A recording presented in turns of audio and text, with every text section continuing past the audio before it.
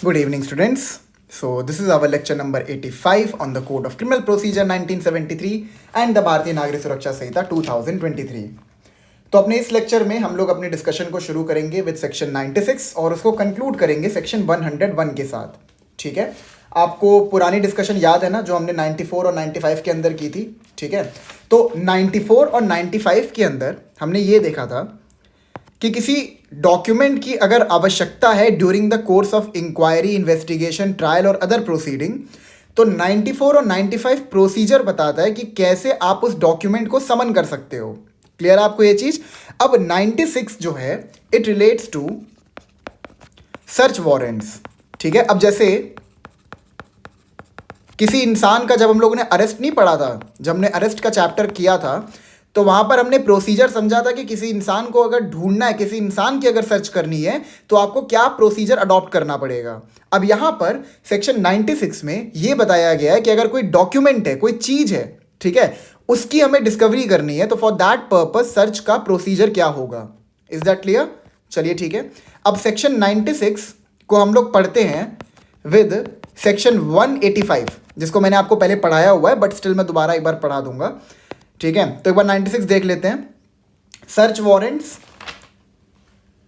हाँ, when search warrants may be issued where any court has reason to believe that a person to whom a summons order under section 94 और a requisition under subsection 1 of section 95 has been or might be addressed will not or would not produce the document or thing as required by such summons or requisition, or such document or thing is not known to the court to be in the possession of any person. मतलब basically यहां पर क्या बता रहा है, यहां पर बोल रहा है कि 94 और 95 के प्रोसीजर को आपने अडॉप्ट किया, आपने डॉक्यूमेंट को समन किया, ठीक है, लेकिन आपको इस बात पर भरोसा है कि जिस भी इंसान के पोजेशन में वो डॉक्यूमेंट है, you have a reason to believe कि जिस भी इंसान के पोजेशन में वो डॉक्यूमेंट है, वो डॉक्यूमेंट को कोर्ट में या पुलिस के सामने प्रोड्यूस नहीं करेगा. या फिर जो सर्कमस्टेंस बी है वो कहता है कि कोर्ट को एग्जैक्टली पता ही नहीं है कि वो डॉक्यूमेंट किस इंसान के पास है. कहीं ना कहीं तो है, बट वो किसके पास है एग्जैक्टली वो पता ही नहीं है. ठीक है, अब जब आपको पता ही नहीं है, तो आप 94 95 के अंदर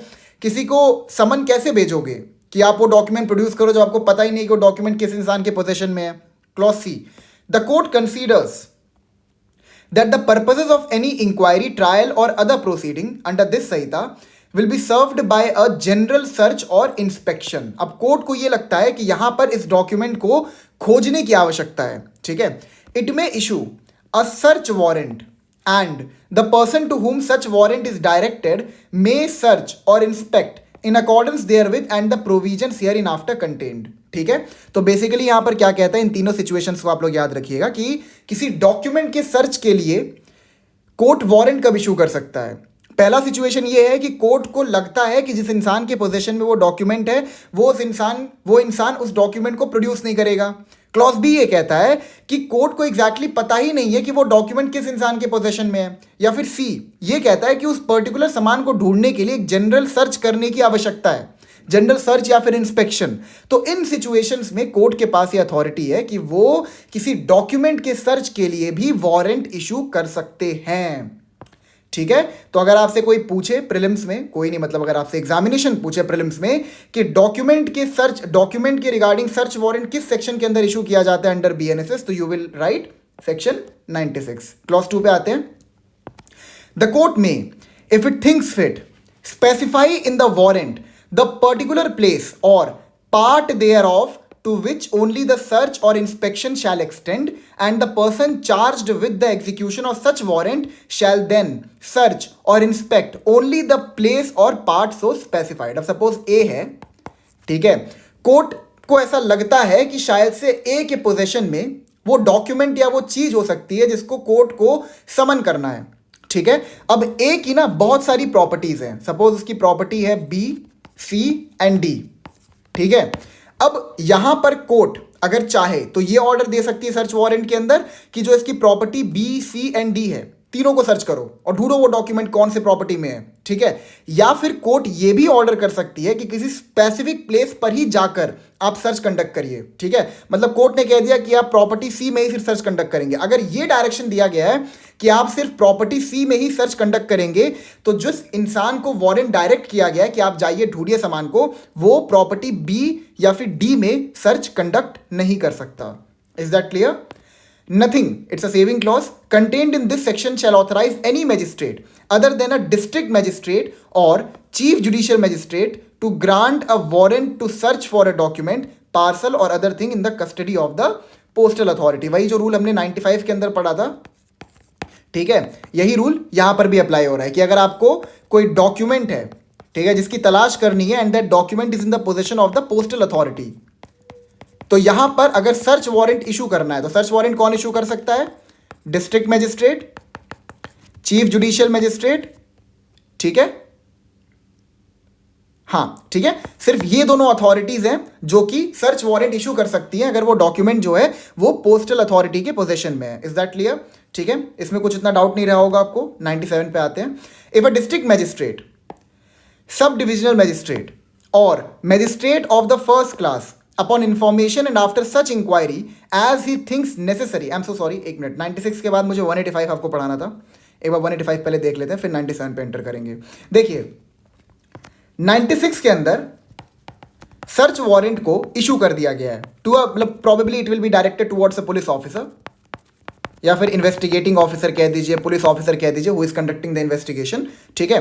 तो 185 which is a part of chapter 13 which relates to investigation, ठीक है। तो 185 बेसिकली प्रोसीजर बताता है कि जब आपको किसी सामान की तलाश के लिए डायरेक्शन दिया गया है बाय अ वारंट कि आप जाइए सामान को ढूंढिए, तो आप किस प्रोसीजर को अडॉप्ट करेंगे वो सेक्शन 185 में दिया हुआ है, ठीक है। तो 96 के अंदर सर्च वारंट इशू किया जा सकता है और 185 के अंदर पुलिस ऑफिसर को प्रोसीजर बताया गया कि आप किस प्रोसीजर को फॉलो करेंगे while conducting the search of the document, ठीक है। आइए पढ़ते हैं इसको। Search by police officer.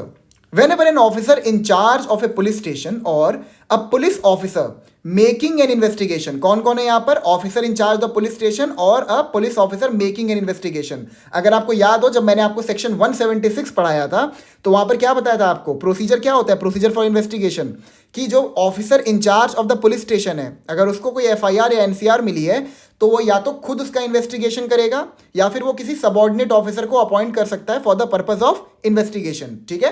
तो यहां पर कह रहा है whenever an officer incharge of a police station, या तो officer incharge of police station या फिर कोई ऐसा ऑफिसर जिसको अपॉइंट किया गया है by the officer incharge to conduct the investigation, has reasonable grounds for believing that anything necessary for the purposes of an investigation into any offense which he is authorized to investigate may be found in any place within the limits of the police station, मतलब जिस police station के jurisdiction में, ठीक है, of which he is in charge or to which he is attached, and that such thing cannot in his opinion be otherwise obtained without undue delay.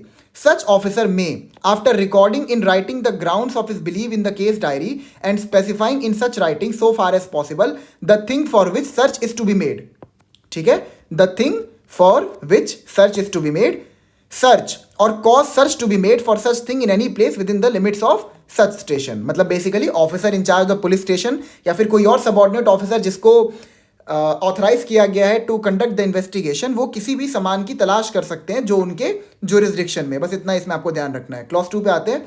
A police officer proceeding under subsection 1 shall if practicable conduct the search in person, ठीक है, provided that the search conducted under this section shall be recorded through audio video electronic means preferably by mobile phone. मतलब अगर आप search conduct कर रहे हो तो आप उसको रिकॉर्ड भी करो ताकि वो एक एविडेंस बन जाए, एक प्रूफ बन जाए कि पुलिस ऑफिसर जो है वो किसी रीजन से उस पर्टिकुलर प्लेस में एंटर किए थे, ताकि वो कोर्ट में दिखा सकें, देखिए सामान हमको यहां पर मिला था, बाद में पुलिस ऑफिसर के ऊपर क्वेश्चंस ना उठाए जा सके उनकी इन्वेस्टिगेशन पर, ठीक है। अब क्लॉज 3 पे आइए। If he is unable to conduct the search in person and there is no other person competent to make the search present at the time, मतलब हमने ये अभी क्लॉज 2 में पढ़ा ना कि जो सर्च करेगा पुलिस ऑफिसर वो इन पर्सन करेगा, मतलब कि खुद जाके करेगा।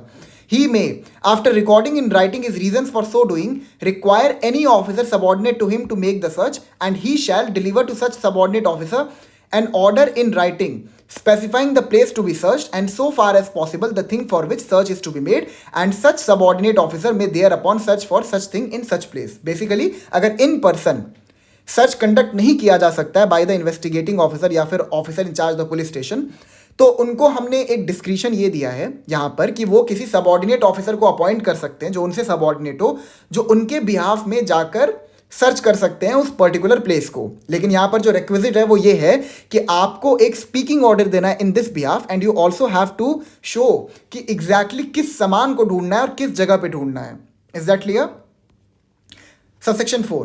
The provision of this Sahita as to search warrants and the general provision as to searches contained in section 103 shall so far as may be applied to a search made under this section. ठीक है, तो ये हम लोग पढ़ेंगे 103 में, next lecture में हमें पढ़ना है। नेक्स्ट लेक्चर में आपको कुछ केस लॉस भी करवाऊंगा। 100 and 101 are the most important section when it comes to this chapter जो हम लोग अभी पढ़ रहे हैं। ठीक है, Clause 5. Copies of any record made under subsection 1 or subsection 3 shall forthwith, but not later than 48 hours, ये time frame याद रखिएगा, be sent to the nearest magistrate empowered to take cognizance of the offence, and the owner or occupier of the place searched shall on application be furnished free of cost with a copy of the same by the magistrate. ठीक है, हाँ, तो with in 48 hours search करने के बाद आपने जो copy एक तैयार की है वो आपको मजिस्ट्रेट को भेजनी है, एंड अलॉन्ग विद दैट जिस भी इंसान के प्लेस को आपने सर्च किया है अगर वो चाहता है तो वो मजिस्ट्रेट से जो कॉपी उनके पास भेजी गई थी बाय द पुलिस ऑफिसर उसकी एक कॉपी रिसीव कर सकते हैं। ये इतना इंपॉर्टेंट नहीं है, ठीक है, बस आपको ध्यान रखना है कि this is the procedure that a police officer adopt while making a search. Is that clear? ठीक है। अब हम लोग आते हैं 97 पे। इफ ए डीएम, एसडीएम और magistrate of the first class, कौन कौन है यहाँ पे? DM, SDM and judicial magistrate of the first class, upon information and after such inquiry as it thinks necessary, has reason to believe that any place is used for the deposit or sale of stolen property or for the deposit, sale or production of any objectionable article to which this section applies. Objectionable articles में आपके obscene materials आ जाएंगे। ठीक है, जैसे आपको पता होगा ना रंजीत डी उडेशी वाला केस, क्या पता आप लोगों ने पढ़ा हो अपने कॉलेज में। ठीक है, वहाँ पर हम लोग इसको पढ़ेंगे, कॉन्स्टिट्यूशन में पढ़ेंगे बेसिकली। तो उसमें एक किताब थी लेडी चैटर्लीज लवर, जो कि बेसिकली एक ऑब्सीन बुक थी रंजीत दी उदेशी वाले केस में। ठीक है, एक ऑब्सीन बुक थी।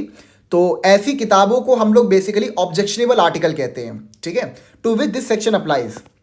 और यहाँ पे स्टोलन प्रॉपर्टी मतलब क्या है कि जैसे कोई जगह नहीं होता है, आपने सुना होगा चोर बाजार का नाम सुना होगा, जहाँ पर क्या करते हैं चोरी के सामान को लाके बेचा जाता है। ठीक है, और that any such objectionable article is deposited in any place he may by warrant authorise any police officer above the rank of a constable. ठीक है, यहां पर ये कह रहा है कि मान लो कोई एक ऐसी जगह है जहां पर स्टोलन प्रॉपर्टी को या फिर ऑब्जेक्शनेबल आर्टिकल्स को रखा जाता है।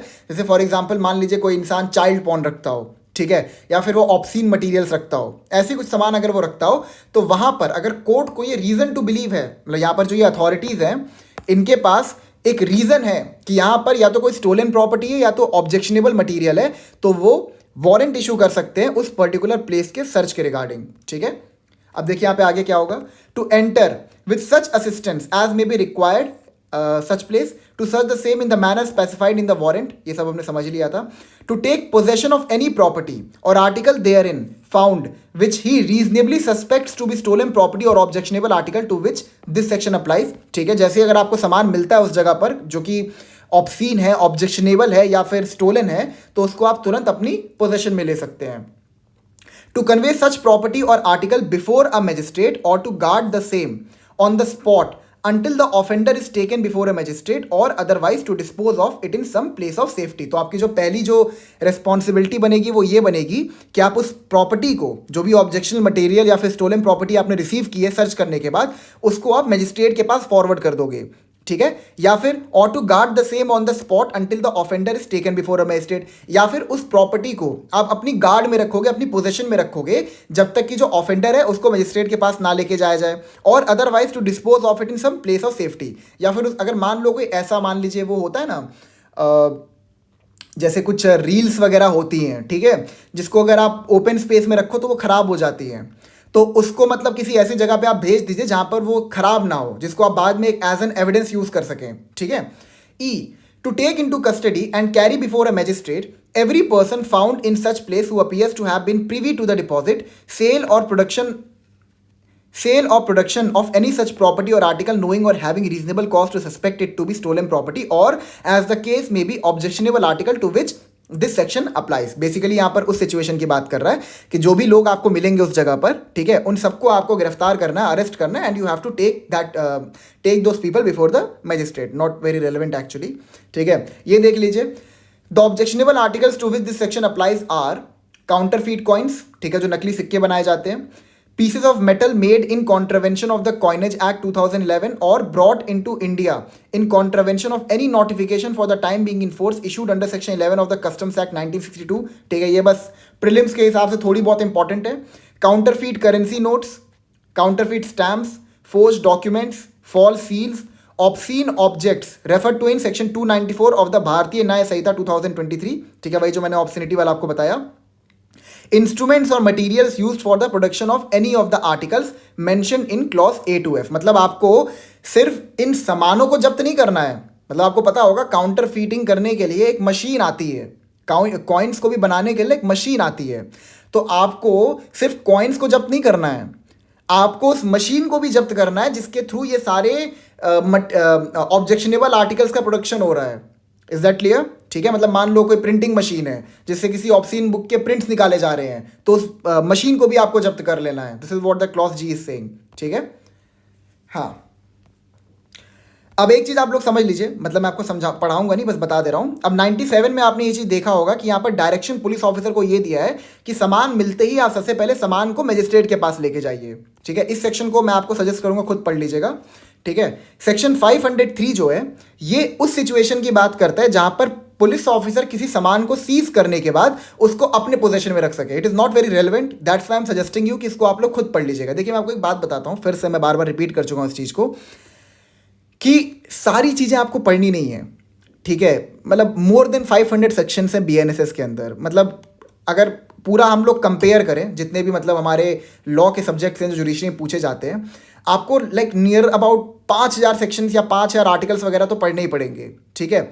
मतलब इतना पूरा सिलेबस है, this is what I am saying. तो ऑब्वियस सी बात है कि सब कुछ इतना इंपॉर्टेंट नहीं होता है, हर चीज़ के रिगार्डिंग क्वेश्चन वो नहीं पूछ सकते, इतना दिमाग उनके अंदर भी नहीं होता है कि वो हर एक मैटर को पढ़ के उससे एकदम अच्छे से वो निकाल के कोई क्वेश्चन पूछे, ठीक है। तो जो क्वेश्चन आते हैं ना वो कुछ गिने चुने टॉपिक से ही आते हैं, जैसे आपका इन्वेस्टिगेशन हो गया, complaint proceeding, appeal, bail proceeding, ये सब जो चीज़ें होती है ना, इन्हीं से क्वेश्चन आते हैं और वही आपको पढ़ना है, ठीक है। मतलब अगर मैं आपको एक तरीका बताऊं तो जो क्वेश्चंस बेसिकली पूछे जाते हैं जुडिशरी एग्जाम्स में, मेंस में खास करके, वो कुछ नई चीज़ें नहीं होती हैं।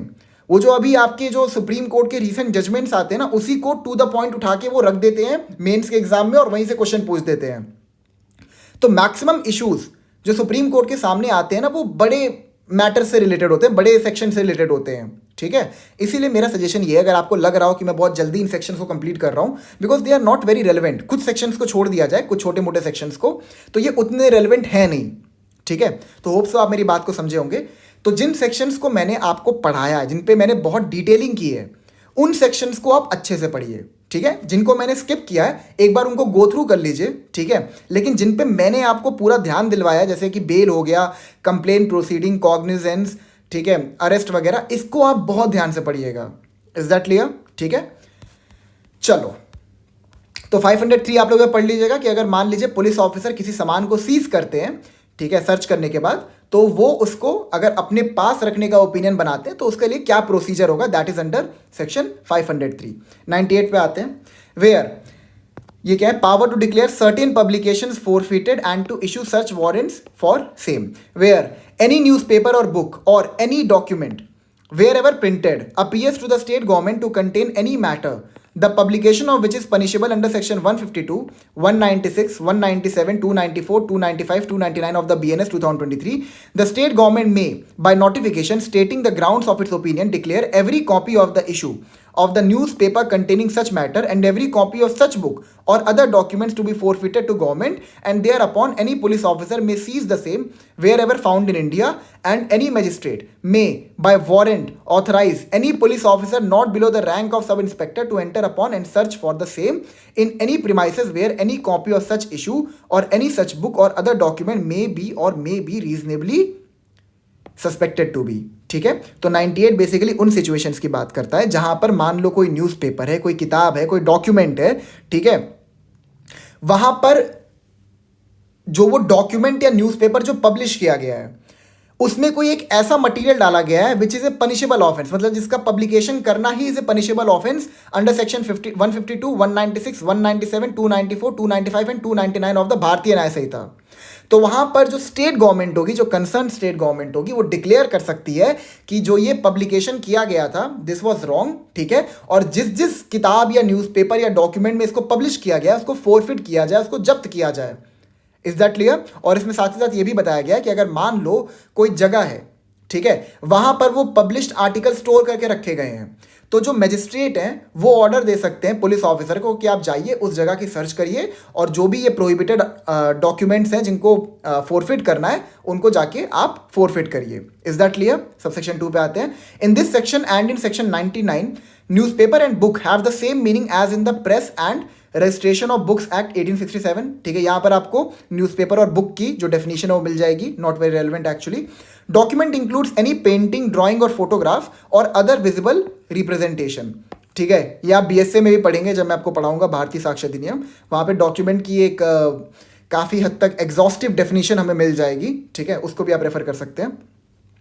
No order passed or action taken under this section shall be called in question in any court otherwise than in accordance with the provisions of section 99, ठीक है। हाँ, अब 99 भी देख लेते हैं एक बार क्या इसमें कह रहा है। Application to high court to set aside declaration of forfeiture. Any person having any interest in any newspaper, book or other document in respect of which a declaration of forfeiture has been made under section 98 may within 2 months from the date of publication in the official gazette of such declaration apply to the High Court to set aside such declaration on the ground that the issue of the newspaper or the book or other document in respect of which the declaration was made did not contain any such matter as is referred to in subsection 1 of section 98, ठीक है। अब basically state government ने किसी document, newspaper या book को forfeit करने का order दे दिया था, ठीक है।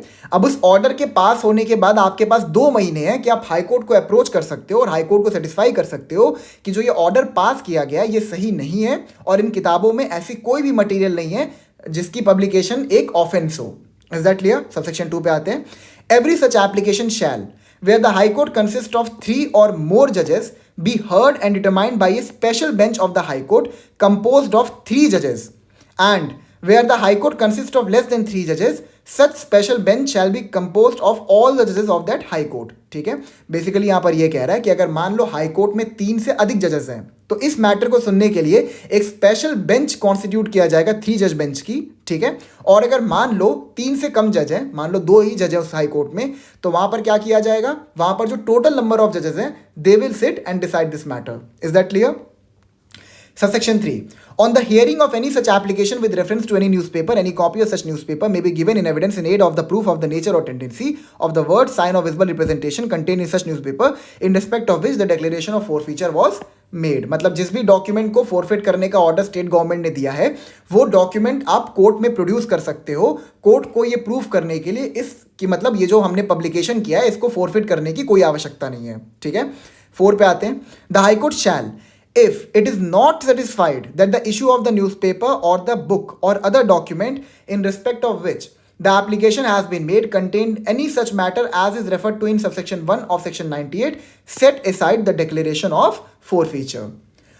तो स्टेट गवर्नमेंट ने जो फोरफीचर का ऑर्डर दिया था अंडर सेक्शन 98 सबसेक्शन 1, कोर्ट उसको सेट असाइड कर सकता है, मतलब हाई कोर्ट के पास ये पावर है। मैं आपको एक चीज बता दे रहा हूं, ये जो एप्लीकेशन है ना, ये ध्यान रखिएगा कि ये किस कोर्ट को जाती है। ये प्रीलिम्स के लिए बस इंपॉर्टेंट है, बाकी इसमें कोई भी मैटर इंपॉर्टेंट नहीं है। बस इतना ध्यान रखिएगा कि अगर 98 सबसेक्शन 1 के अंदर स्टेट गवर्नमेंट ने कोई भी ऐसा ऑर्डर पास किया है और उसको आपको चैलेंज करना है तो आप उसको चैलेंज कर सकते हैं सिर्फ in the concerned high court under section 99, ठीक है। Subsection 5. Where there is a difference of opinion among the judges forming the special bench, the decision shall be in accordance with the opinion of the majority of those judges, ठीक है। Obvious सी बात है, अगर difference of opinion है, 3 जजेस हैं, ठीक है, तो मेजॉरिटी का जो भी मतलब वहाँ पर वो रहेगा, स्टैंड रहेगा, उसको हम फॉलो करेंगे। आई डोंट नो इसको डालने का मतलब क्या था, ठीक है। 100 पे आते हैं। अब ध्यान से मेरी बात को समझिएगा, 100 के केस लॉस हम लोग नेक्स्ट लेक्चर में करेंगे बाय द वे। तो सेक्शन 100 एंड 101 को हम मिनी हबियस कॉर्पस के नाम से भी जानते हैं। अब आप में से कुछ लोग के दिमाग में आ रहा हो ये हैबियस कॉर्पस क्या होता है, ठीक है। तो कोर्ट के पास रिट इशू करने की पावर होती है अंडर आर्टिकल 32 एंड 226। ठीक है, आर्टिकल 32 के अंदर सुप्रीम कोर्ट रिट इशू कर सकते हैं और आर्टिकल 226 के अंदर हाई कोर्ट रिट्स को इशू कर सकते हैं। ठीक है, तो रिट्स में बेसिकली होता यह है कि आपके पास 5 रिट्स होते हैं। ठीक है, मतलब बेसिकली अगर आपके फंडामेंटल राइट को इन्फ्रिंज किया जा रहा है, जो आपके पास फंडामेंटल राइट है part 3 of the Indian constitution में, अगर उसको किसी भी प्रकार से कोई इन्फ्रिंज कर रहा है, मान लीजिए स्टेट कर रहा है या कोई प्राइवेट पर्सन कर रहा है, अब आपको ये बात शायद पता नहीं होगा, आपके फंडामेंटल राइट को एक प्राइवेट पर्सन भी इन्फ्रिंज कर सकता है। ठीक है, ये मिसकंसेप्शन दिमाग से निकाल दीजिए, खाली स्टेट ही कर सकता है, ये मैं आपको पढ़ाऊंगा कॉन्स्टिट्यूशन में बाय द वे, बट आपको अभी बता दे रहा हूं, even a private person can infringe your fundamental rights. ठीक है, तो अगर कोई भी आपके फंडामेंटल राइट्स को इन्फ्रिंज करता है तो वहां पर आप कोर्ट में जाके कोर्ट से ये प्रे कर सकते हैं कि वो रिट्स को इशू करें। अब इसमें एक हबियस कॉर्पस का रिट भी होता है जिसे हम कहते हैं टू हैव द बॉडी। ठीक है, इसमें बेसिकली ये होता है कि मान लो कोई इंसान है, उसको अनलॉफुली डिटेन करके किसी ने रखा है, उसकी लिबर्टी को अनरीजनेबली कर्टेल करके किसी ने रखा है, तो वहां पर कोर्ट जो है वो रिट ऑफ हबियस कॉर्पस को इशू कर सकता है और उसके थ्रू जिस इंसान को डिटेन करके रखा गया है उसको कोर्ट में बुला सकता है और ये चेक कर सकता है कि उसकी डिटेंशन जो है वो लीगल है कि इलीगल है। फॉर एग्जांपल मान लीजिए कोई पुलिस ऑफिसर है, उसने किसी इंसान को अरेस्ट कर लिया है, तो उसकी फैमिली वाले जो है वो सुप्रीम कोर्ट चले गए, उन्होंने आर्टिकल 32 के अंदर पेटिशन डाला एंड दे सेड कि जो अरेस्ट पुलिस ऑफिसर के द्वारा किया गया है, जो डिटेंशन पुलिस ऑफिसर के द्वारा किया गया है, दैट इज इलीगल। तो कोर्ट हबियस कॉर्पस का रिट इशू करके उस इंसान को कोर्ट में बुलाएगा और वहां पर यह डिटरमाइन करेगा कि उस पर्टिकुलर इंसान की जो डिटेंशन थी वो लीगल थी कि इलीगल थी, या कॉन्स्टिट्यूशनल थी कि अनकॉन्स्टिट्यूशनल थी, whatever you want to call it. ठीक है, आइए पढ़ते section 100। Search for persons wrongfully confined. If any DM, SDM or first class magistrate has reason to believe that any person is confined under such circumstances that the confinement amounts to an offense, he may issue a search warrant and the person to whom such warrant is directed may search for the person so confined. अगर DM, SDM या फिर first class magistrate को ये लगता है कि किसी भी इंसान को अनलॉफुली इलीगली डिटेन करके रखा गया है, कन्फाइन करके रखा गया है, ठीक है, और जो वो कन्फाइनमेंट है, this confinement is in itself an offence. ठीक है, फॉर एग्जांपल किसी इंसान को अगर किडनैप करके रखा गया है, ठीक है, तो वहां पर इन दी एंड आपने उस इंसान को डिटेन करके ही रखा है ना, मतलब कोई बच्चा है उसको आपने किडनैप किया हुआ है, तो इन दी एंड वो डिटेंशन जो है वो इलीगल है, इट इज एन ऑफेंस। तो वहां पर उस बच्चे की तलाश के लिए जो आपके डीएम है, एसडीएम है, जो फर्स्ट क्लास मजिस्ट्रेट है, वो एक सर्च वारंट इशू कर सकते हैं। ठीक है, अभी तक 99 तक जो हमने चीजें पढ़ी थी वो डॉक्यूमेंट के रिगार्डिंग था। ठीक है, अब 100 में हम लोग पढ़ रहे हैं सर्च फॉर पर्सन्स, ध्यान रखिएगा। ठीक है, and such search shall be made in accordance therewith, and the person if found shall be immediately taken before a magistrate who shall make such order as in the circumstances of the case seems proper. ठीक है, अब यहां पर DM, SDM या फिर first class magistrate ने order किया कि जाओ उस इंसान को ढूंढ के लाओ जिसको इलीगली डिटेन करके रखा गया है, और जैसे ही उस इंसान की तलाश पूरी हो जाती है और वो इंसान मिल जाता है, तो जो पहली ड्यूटी बनती है ढूंढने वाले इंसान के ऊपर वो ये कि उस इंसान को मजिस्ट्रेट के सामने प्रोड्यूस किया जाए। Is that clear? 101 पे आते हैं। Upon complaint made on oath of the abduction और unlawful detention of a women और a female child from any for any unlawful purpose. मैं आपको एक बात बताऊं, शायद आपको ये बात पता ना हो, but abduction in it self is not an offence. ये बहुत इंटरेस्टिंग बात है, मैं आपको बताता हूं। आपने कई बार सुना होगा कि एबडक्शन एक ऑफेंस है, लेकिन abduction is in it self is not an offence. For example मान लीजिए आपको जुडिशरी की पढ़ाई करनी है, ठीक है, आपके पापा मम्मी जो है वो इस चीज़ पे लगे हुए हैं कि अपने बच्चे को हमें शादी में लेके जाना है किसी और रिलेटिव के। आप कह रहे हैं कि नहीं मुझे पढ़ना है। अब आपके पिताजी ने आपको एक थप्पड़ लगाया और ज़बरदस्ती आपको कार में बैठाया और कार में बैठा के आपको रिलेटिव के घर ले गए। ये एबडक्शन नहीं होगा।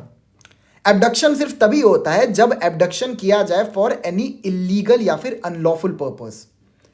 Is that clear?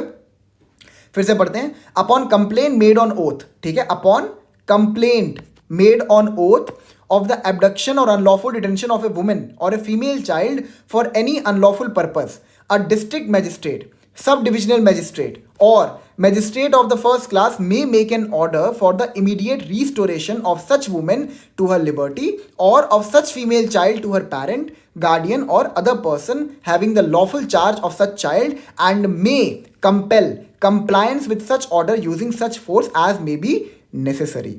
ठीक है, यहां पर बेसिकली 1.1 ये कहता है कि मान लो आपने मतलब बेसिकली आपने एक कंप्लेंट दी है, ठीक है, to the district magistrate, to the sub divisional magistrate या फिर to the first class magistrate. किस चीज़ की कंप्लेंट दी है कि कोई फीमेल है, कोई वुमेन है या फिर कोई फीमेल चाइल्ड है, उसको एबडक्ट कर लिया गया है या फिर उसको अनलॉफुली डिटेन करके रखा गया है फॉर एनी अनलॉफुल पर्पस. ठीक है, तो वहां पर जो ये अथॉरिटीज हैं, they can pass an order for the immediate restoration of such women to her liberty. मतलब अब मान लो कोई एडल्ट वुमेन है तो उसकी जो लिबर्टी है वो उसको वापस से रिस्टोर कर दिया जाए. और मान लो अगर कोई बच्चा है, ठीक है, उसको अनलॉफुली डिटेन करके रखा गया है या फिर उसको एबडक्ट किया गया है, तो वहां पर जो उसके गार्डियन है, ठीक है, मतलब जो उसके मतलब जो पेरेंट्स हैं, मदर फादर, उनके पास या तो भेज दिया जाए उस बच्चे को, या फिर सपोज अगर मान लो उसके माँ बाप नहीं थे और कोर्ट ने कोई गार्डियन अपॉइंट किया था, तो उस एनी अदर पर्सन को भेज दिया जाए जिसके पास उस बच्चे की लॉफुल कस्टडी है. Is that clear? समझ में आ गया? तो 100 और 101 के केस लॉज हम लोग नेक्स्ट लेक्चर में करेंगे. इसमें आपको ध्यान ये रखना है कि इसको हम मिनी हबियस कॉर्पस के नाम से भी जानते हैं, दोनों सेक्शंस को. ठीक है, तो अगर आपसे पूछा जाए कि बीएनएसएस के अंदर मिनी हबियस कॉर्पस किस सेक्शन के अंदर दिया गया है, तो ये सेक्शन 100 एंड 101 के अंदर है. Is that clear? ठीक है, ठीक है, चलिए फिर. Thank you so much. I will meet you in the next lecture.